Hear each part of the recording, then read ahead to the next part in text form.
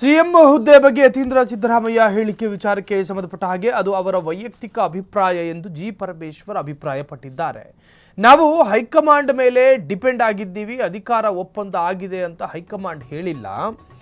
ಯತೀಂದ್ರ ಸಿದ್ದರಾಮಯ್ಯ ಏನೇ ಹೇಳಿಕೆ ಕೊಟ್ಟಿದ್ರು ಅವರವರ ಪರ್ಸನಲ್ ರೀ, ಅದನ್ನ ಹೈಕಮಾಂಡ್ ನಿರ್ಧಾರ ಅಂತ ಹೇಳೋದಕ್ಕಾಗುತ್ತಾ? ರಾಜ್ಯದ ಹೋಮ್ ಮಿನಿಸ್ಟರ್ ಹೇಳ್ತಾ ಇರುವಂತಹದ್ದು ಯತೀಂದ್ರ ಸಿದ್ದರಾಮಯ್ಯರ ಪೊಲಿಟಿಕಲ್ ಸ್ಟೇಟ್ಮೆಂಟ್ ಬಗ್ಗೆ. ನಾವೆಲ್ಲರೂ ಕೂಡ ಹೈಕಮಾಂಡ್ ನಾಯಕರನ್ನ ಅವಲಂಬನೆ ಮಾಡ್ಕೊಂಡಿದ್ದೀವಿ, ಡಿಪೆಂಡ್ ಆಗಿದ್ದೀವಿ. ಅಧಿಕಾರ ಒಪ್ಪಂದ ಆಗಿವೆ ಅಂತ ಹೈಕಮಾಂಡ್ ಹೇಳಿಲ್ಲ. ಒಪ್ಪಂದ ಆಗಿದ್ದರೆ ಅದನ್ನು ಹೈಕಮಾಂಡ್ ಹೇಳಬೇಕಾಗಿತ್ತಲ್ಲ, ಅವರು ಹೇಳ್ತಾ ಇಲ್ಲ. ಏನು ನಡೆದಿದೆ ಅಂತ ಸಿಎಂ ಡಿ.ಸಿ.ಎಂ ಹೈಕಮಾಂಡ್ಗಷ್ಟೇ ಗೊತ್ತು. ಹೈಕಮಾಂಡ್ ಸುಮ್ಮನೆ ಇದ್ರೆ ಏನು ಅರ್ಥ ಮಾಡಿಕೊಳ್ಳೋದು? ಒಪ್ಪಂದ ಆಗಿದ್ರೆ ಹೈಕಮಾಂಡ್ ಹೇಳಬೇಕಿತ್ತಲ್ಲ. ಅವರು ಹೇಳ್ತಾರೆ, ಹೈಕಮಾಂಡ್ಗೆ ಏನು ಮಾಡಬೇಕು ಅಂತ ಗೊತ್ತಿರುತ್ತೆ. ಅನೇಕರು ಹೇಳಿಕೆಗಳನ್ನು ಕೊಡಬಹುದು, ಅವು ಹೇಳಿಕೆಗಳಷ್ಟೇ ಸೀಮಿತ.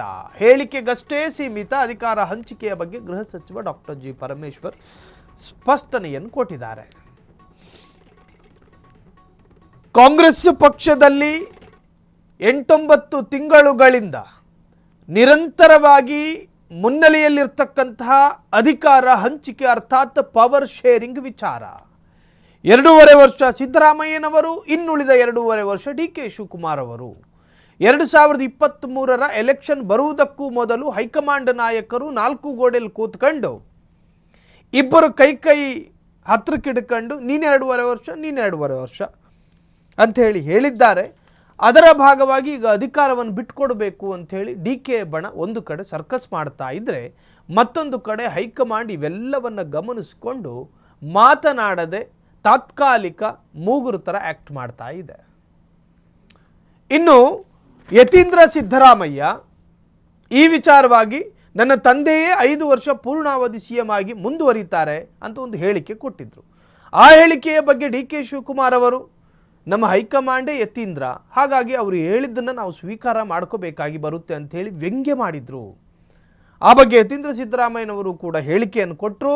ಹೈಕಮಾಂಡ್ ನಾಯಕರು ಏನೂ ಹೇಳದೆ ಸುಮ್ಮನೆ ಕೂತ್ಕೊಂಡಿರುವುದರಿಂದಾಗಿ ಮೇ ಬಿ ಸಿದ್ದರಾಮಯ್ಯನವರೇ ಮುಂದುವರಿಯುತ್ತಾರೆ ಅನ್ನೋ ಅಭಿಪ್ರಾಯಕ್ಕೆ ಬಂದಿದ್ದೀನಿ ಅಂತ ಹೇಳಿ ಸಿದ್ದರಾಮಯ್ಯರು ಕೂಡ ಅಭಿಪ್ರಾಯಪಟ್ಟರು. ಈಗ ಒಟ್ಟಾರೆ ಆ ಸ್ಟೇಟ್ಮೆಂಟ್ಗೆ ಗೃಹ ಸಚಿವರು, ಅದು ಅವರ ಪರ್ಸ್ನಲ್ಲು, ಅವರ ವೈಯಕ್ತಿಕ ಹೇಳಿಕೆ, ಆ ವಿಚಾರದಲ್ಲಿ ನಾನು ಮಧ್ಯಪ್ರವೇಶ ಮಾಡೋದಿಲ್ಲ ಅಂಥೇಳಿ ಜಿ ಪರಮೇಶ್ವರ್ ಅದಕ್ಕೊಂದು ಕ್ಲೈಮ್ಯಾಕ್ಸ್ ಡಾಟ್ ಅನ್ನು ಇಟ್ಟಿದ್ದಾರೆ. ಅವ್ರು ಹೇಳಿದ್ದಾರೆ, ನಾವು ಯಾರ ಮೇಲೆ ಡಿಪೆಂಡ್ ಆಗಿದ್ದೀವಿ? ನಾವು ಹೈಕಮಾಂಡ್ ಮೇಲೆ ಡಿಪೆಂಡ್ ಆಗಿದ್ದೀವಿ. ಪದೇ ನಾವು ಹೇಳ್ತಾನೆ ಇದ್ದೀವಿ ಹೈಕಮಾಂಡ್. ಈಗ ನೀವು ಕೇಳ್ತೀರಪ್ಪ ಒಪ್ಪಂದ ಆಗಿದೆಯಾ, ಯಾರು ಹೇಳಿದ್ದು ಒಪ್ಪಂದ ಆಗಿದೆ ಅಂತ? ಅವ್ರು ಏನಾರ ಹೈಕಮಾಂಡ್ನವ್ರು ಹೇಳಿದಾರ? ಅಲ್ಲ, ಶಿವಕುಮಾರ್ ಅವ್ರು ಪಾಪ ಅವ್ರ ಅಭಿಪ್ರಾಯ, ಅವ್ರಿಗೆ ಗೊತ್ತಿರೋ ವಿಚಾರ ನಮ್ಗೆ ಗೊತ್ತಿಲ್ಲ. ಯಾಕಂದರೆ ಅವರು ಒಳಗಡೆ ಇದ್ದವರು, ನಾವೆಲ್ಲ ಹೊರಗಡೆ ಇದ್ದವು. ನಮಗೆ ಅಲ್ಲೇನು ನಡೆದಿದೆ ನಮ್ಮನ್ನು ಕೇಳಿದ್ರೆ ನಾವೇನು ಹೇಳಬೇಕು? ಹೌದಪ್ಪ, ನಮಗೇನು ಆ ವಿಷಯದ ಬಗ್ಗೆ ಮಾಹಿತಿಗಳಿಲ್ಲ ಅಂತಲೇ ಹೇಳ್ತೀವಿ. ನಾವು ಮಾಹಿತಿ ಇದ್ದರೆ ಹೇಳ್ಬೋದು, ನಿಮ್ಮ ಹತ್ರ ಶೇರ್ ಮಾಡ್ಬೋದು. ಆದರೆ ಅಲ್ಲಿ ಏನು ನಡೆದಿದೆ ಅನ್ನೋದು ಅವ್ರಗಳಿಗೆ, ಮುಖ್ಯಮಂತ್ರಿಗಳಿಗೆ, ಶಿವಕುಮಾರ್ ಅವ್ರಿಗೆ ಅಷ್ಟೇ ಗೊತ್ತು, ಮತ್ತು ಹೈಕಮಾಂಡಿಗೆ ಗೊತ್ತು. ಹೈಕಮಾಂಡ್ ಸುಮ್ಮನೆ ಇದ್ದಾರೆ ಅಂತ ಅಂದಾಗ ನಾವೇನು ಅಂದ್ಕೊಳ್ಬೇಕು? ಏನು ಆಗಿಲ್ಲಪ್ಪ ಅಂತ ಅಂದ್ಕೋಬೇಕು. ಆಗಿದ್ದರೆ ಹೇಳ್ಬೋದು ಅವರು, ಅಥವಾ ಕ್ರಮ ತಗೋಬೋದು. ಈಗ ಅವರು ಅದನ್ನೇನೂ ಹೇಳದೆ ಹೈಕಮಾಂಡು ತೀರ್ಮಾನ ಮಾಡದೆ ನಮ್ಗಳನ್ನು ಕೇಳಿದ್ರೆ ನಾವು ಹೇಳೋ ಸ್ಥಿತಿಯಲ್ಲಿ ಇರೋದಿಲ್ಲ. ಅಲ್ಲ, ಹೈಕಮಾಂಡು ಅವ್ರಿಗೆ ಗೊತ್ತಿದೆ ಯಾವಾಗ ಏನು ಮಾಡಬೇಕು ಅಂತ ಗೊತ್ತಿದೆ ಅವ್ರಿಗೆ. ಇಂಥ ಸನ್ನಿವೇಶಗಳನ್ನು ಭಾಳಷ್ಟು ನೋಡಿದ್ದಾರೆ ಅವರು. AICC-ನವರು ಅನೇಕ ರಾಜ್ಯಗಳಲ್ಲಿ ಇಂಥ ಸನ್ನಿವೇಶ ಬಂದಾಗ ಯಾವ ರೀತಿ ಹ್ಯಾಂಡಲ್ ಮಾಡಬೇಕು ಮಾಡ್ತಾರೆ. ಅದಕ್ಕೆ ನಾವು ಯಾವಾಗಲೂ ಏನು ಹೇಳ್ತೀವಿ ಅಂತ ಹೇಳಿದರೆ, ಏನೇ ಇಂಥ ಸಂದರ್ಭ ಬಂದರೆ ನಾವು ಹೈಕಮಾಂಡ್ ಕಡೆ ತೋರಿಸ್ತೀವಿ. ಹೈಕಮಾಂಡ್ ತೀರ್ಮಾನ ಆಗದೆ ಇಲ್ಲೇನೂ ಆಗೋದಿಲ್ಲ. ಹೈಕಮಾಂಡ್ ಅಂತಿಮ ತೀರ್ಮಾನ ಅವ್ರದ್ದು ವಿನಃ ನಾವುಗಳ್ಯಾರು ಅನೇಕ ಜನ ಸ್ಟೇಟ್ಮೆಂಟ್ಗಳು ಕೊಡ್ಬೋದು, ಆ ಸ್ಟೇಟ್ಮೆಂಟಿಗೆ ಅಷ್ಟೇ ಸೀಮಿತ ಆಗುತ್ತೆ. ಕ್ಷಣದ ಸುದ್ದಿಗಳಿಗಾಗಿ ಫ್ರೀಡಂ ಟಿವಿ ಸಬ್ಸ್ಕ್ರೈಬ್ ಮಾಡಿ, ಲೈಕ್ ಮಾಡಿ ಹಾಗೂ ಫಾಲೋ ಮಾಡಿ. ಹೊಸ ಸುದ್ದಿಗಳ ನೋಟಿಫಿಕೇಶನ್ಗಾಗಿ ಬೆಲ್ ಐಕಾನ್ ಮೇಲೆ ಕ್ಲಿಕ್ ಮಾಡಿ.